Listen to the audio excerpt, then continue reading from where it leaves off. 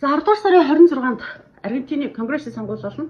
За энэ сонгуулиар одоо маань Милей бол өөрийнхөө улс төрийн хүчийг зузаатгах чадах юм бол яриад ирсэн реформуудаа цаашид хэрэгжүүлж чадах. Хэрвээ чадахгүй бол реформууд нь цаашид одоо явах том хүндрэлтэй ийм нөхцөл байдал үүсгэр ийм сонгуул болох гэж байна. За 10 дугаар сарын 26-нд болно. За 46 сая хүн амтай Аргентины ерөнхийлөгчөөр 2023 онд Милей сонгогдсон. За тэрээр 2027 хүртэл ажиллах ийм одоо сонгуультай. За энэ үед бол би энэ Аргентины шинэ зам буюу Милей иргэн гэдэг энэ НЭККО-гоос гаргасан номыг уншлаа. Энэ арслан намын дарга цогтгөрл энийг орчуулсан юм билээ. 2023 онд Милейг сонгогдоход бол Аргентины одоо инфляцийн түвшин бол 25.5% төгссөн байсан. Одоо улс нь сүрэл ирмэгт хүрсэн гэж одоо ярьж байгаа. За манай Улаанбаатар хотын хувьд бол инфляц нь бол бараг 60% байгаа. За Аргентины улсын түвшин маш их алдагдaltaй гадаад үр зээл нь бол одоо хитийцсэн ийм үед одоо Милей бол ерөнхийлөгчөөр сонгогдсон. Сонгогдсныхаа дараа мань хүн одоо төрийн албан хаагчдын тоог 40 мянгаар цөөрүүлээд за тэгээд төрийн засгийн газрын харьяа 200 гаруй байгууллагыг татан буулгаад за түүгээр зогсохгүй бүр 900 гаруй юм хяналттай холбоотой юм хууль журмуудыг устгасан. Алсан алс. За тэгээд ингэсний дараа бол мэдээж эдийн засгт нь бол нааштай өөрчлөлт гарсан.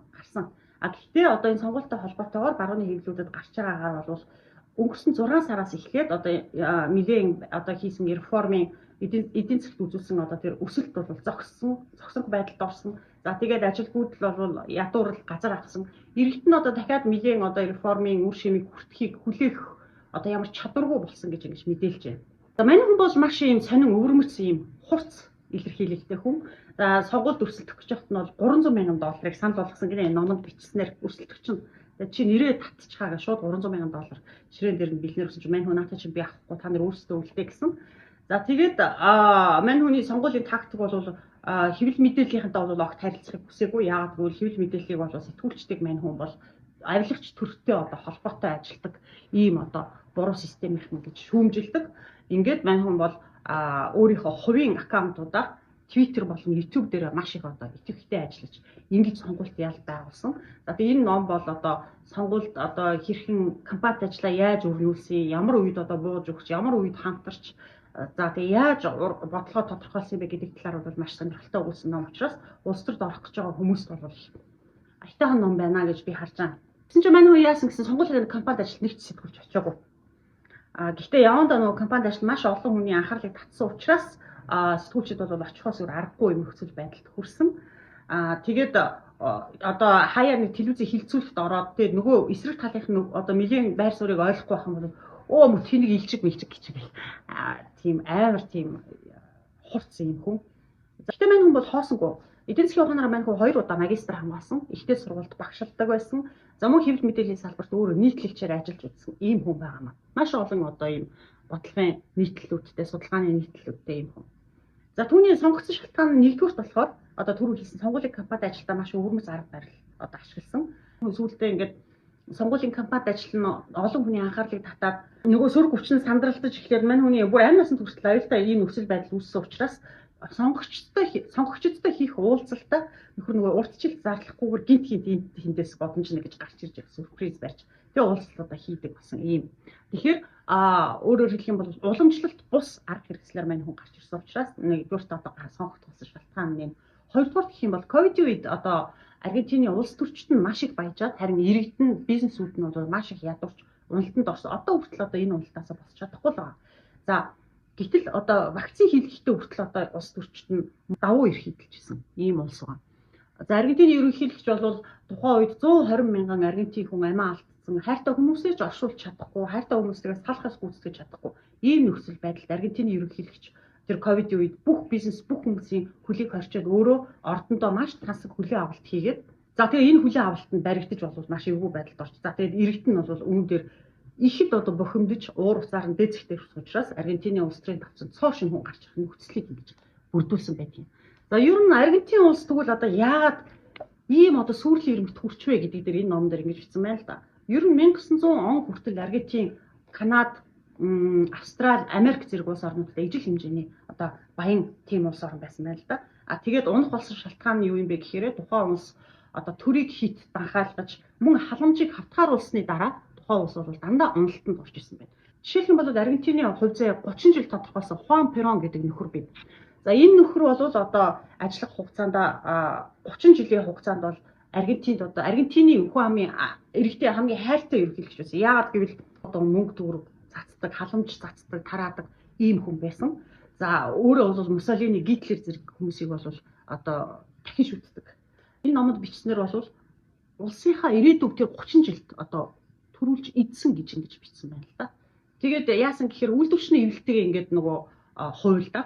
Тэгээд цалинтай амралттай тэтгэвэр тэтгэмжийг одоо маш их хэмжээгээр нэмэх, цалингийн доод хэмжээ гэдэг бодлого бий болох зэрэг одоо арга хэмжээ авсан. За компаниудтайгаа бас хуульсан. Манай хүний хоёр технор Эва Перон гэдэг одоо эмэгтэй байдаг. 33 наснда хор тавдраар өнгөрсөн. За энэ эмэгтэй нөгөө жүжигчийн эмэгтэй Don't Cry for Me Argentina гэдэг дуу байдаг шүү дээ. Сүүлд Мадоннод болсон. За энэ бүр ингээд дуу муу дуулах хүртлээ те би одоо ингээд эд баялагын төлөө биш та нар ард түмнийхээ төлөө шүү гэсэн хэлсэн өөр амар тансаг амьдралд амьдардаг ийм жүжигчин ийм эмэгтэй байсан.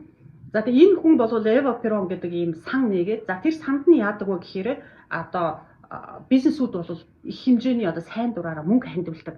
За эргээд төртөө бол өндөр одоо дүнтэй ийм үнийн гэрээтэй гэрээ байгуулад тэгээд ийм мөнгө ажил авдаг. Хэлбэл Хуан Перон, Эва Перон хоёр ямар одоо зүйл хийсэн бэ гэхээр үйлдвэрчний эвлэл, компани, хэвлэл мэдээлэл гэд өөрийнх нь талд ажиллаж өөрөө одоо тэр хоёрыг одоо өөрийнх нь талд ажиллаж тэр хоёрыг магтан цаашаасан, тэр хоёрыг одоо үргэлж ингэж цаашаад ажиллах нөхцөл боломжоор хангаж исэн болгонд давуу ирэх олгоод үлдсэн нь бол зүгээр ядууралт живэх ийм нөхцөл байдлыг бол мань хүн бий болгосон. Тэгээ хэвлэл мэдээллийг бүдрийг нь худалдаж аваад ийм бүтэн системийг угсарсан байхгүй. За тэрний дараа бол одоо Аргентин улс бол маш их хэмжээний уналтанд орсон. За энэ ном бичснээр мөн Аргентины хөдөө аж ахуйн салбар нь одоо 400 сая хүнийг тижээж одоо хүрхүүц тийм хэмжээний хүнс үйлдвэрлэдэг гинэ. Гэхдээ 60% татвартай учраас нөгөө улс төрийн кастынх нь хамаг мөнгийг нь хувааж авч идээд ингээд 46 сая хүн амтай энэ улсын 5 сая хүн нь бол үлсвэлэнд нэрвэгдсэн. За ер нь үлдсэн хүн ам нь бүгдээрээ одоо гадаадд гарч амьдрах ийм хүсэл мөрөөдөлтөй болчихсон ийм улс юм байна. Аргентины хүн амын 40% нь ядуу гэж одоо Дэлхийн банк дүнг гаргасан. Манай улс бол 30% нь ядуу. За 10% нь нэн ядуу. Хүүхдүүдийн 60% нь өдрийн ганц хоолоор одоо амьдралаа зогоодог гэж энд бичсэн байна. За 2024 онд авилгын индексээр Аргентин бол 99-т жагсан. За манай улс 2024 онд авилгын индексээр 114-т жагсан гэдгийг одоо хэлэхэд илүүдэхгүй юм шиг санагдлаа. 23 онд тэгээд нөгөө ерөнхийлөгчийн сонгуулиар яасан бэ гэхээр нэлийг ялуулахгүй тул төр барьж исэн газар нь төр барьж исэн хүчин нь бол яасан гэхээр маш их хэмжээний мөнгийг төв банкаар ингээд нөгөө хевлээд тэгээд бүр инфляц унгаагаад бүр амар болгоцсон байхгүй. Тэгээд одоо нэгэн одоо барьдаг үзэл баримтлал бол их сонио. Ерөөсө төрийг ер нь нэлээ байхгүй байх хэвээр. Ер нь төрийг устгах хэвээр гэж үздэг. Төв банкыг бол бүр нураах хэвээр гэж үздэг. Нураана гэдэг нь шүү дээ. Бүр ингэж явж ихнээсээ байшин нэгээд нураах. За мань бүр тийм видео хийж исэн. Тэгээд эрхчлөө мандан бадраг хараал ид гэж мэгээлс та авч өгнө алж.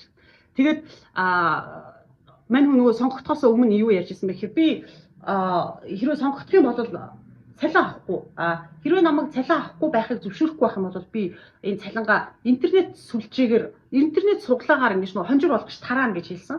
За тэгээ энэ хонжирт нь бүр 2 сая хүн Аргентин хүн бүртгүүлсэн. Гэтэ мань хүн тараасан үнэн. За сонгуулийнхын үеэр яасан бэ гэхээр маш их одоо ийм хуурамч мэдээлэл гараад мань үнийг бол зүгээр зөндөө янзаар ингээл доромжилсан. Гэхдээ тэрийг огт тоогоогүй зөвхөн одоо лекцүүдэд ярьдаг нөгөө либертар үзэл баримтлалаа одоо ингээд тасралтгүй тавьж исэн. За тэгээд тэр хүний хувьд яах юм бэ гэхээр ингээд ерөөсө татвар бол дээрэм гэж үздэг. Тийм учраас төрийг устгах ёстой. За эрх чөлөөтэй улс орнуудын иргэд нь эрх чөлөөгүй улс орнуудын иргэдээс хамаагүй баян шүү дээ гэж ингэж сурталцдаг. За тэгээд бизнес эрхлэгч нар бол жинхэнэ бааtruуд юм аа. Харин одоо улс төрийн кастийнхан бол Аргентины жинхэнэ асуудал юм а гэх зэргээр ингэж одоо сурталцдаг юм хүн байгаамаа. За тэгээд түрүү хэлсэн хараал мараал эдгээр хараа мараалыг бол ингээд гамгүй тавьдаг. Тэгээ өөрөө ийм маш их ийм хурц ийм илэрхийлэлтэй. Энэ нь одоо тэгээд Аргентинд огт байгаагүй ийм сонин зүйл учраас бас ийм сонин хурдан ийм мань хүн бол гарцсан юм байна. За тэгээд одоо ингээд мань хүн бол ингээд маш хэцүү нөхцөл байдалтай ингээд тулгарч ирчгээд байна. Түрүү хэлсэн маш их юм өөрчлөлтүүд гарсан. Гэхдээ нөгөө олон жилийн хугацаанд уналттай байсан одоо эдийн засгийг босгоно гэдэг бол 2 жилийн хугацаанд босгоно гэдэг бол мэдээж маш их мэдээж хэцүү байгаа бах. Гэхдээ одоо болох сонгуул бол мань хүний хувьд бол шийдвэрлэх ийм сонгуул юм байгаа. За ингээд энэ номыг бол ганцхан одоо ийм нэг ирээлэр хийхэд хэцүү. Дараа нь одоо энэ номонд юу байна вэ гэвэл барууны зүүнний үзэл баримтлуудын ялгааны үеийн те нөгөө либерал үзэл баримтлал дотроо бас яаж хуваагддаг юм уу гэдэг зөндөө юм байна. Тэгээ тэрийг нь бас дараагийн удаа дахиад хийх яах юм бэ л гэж бодлоо.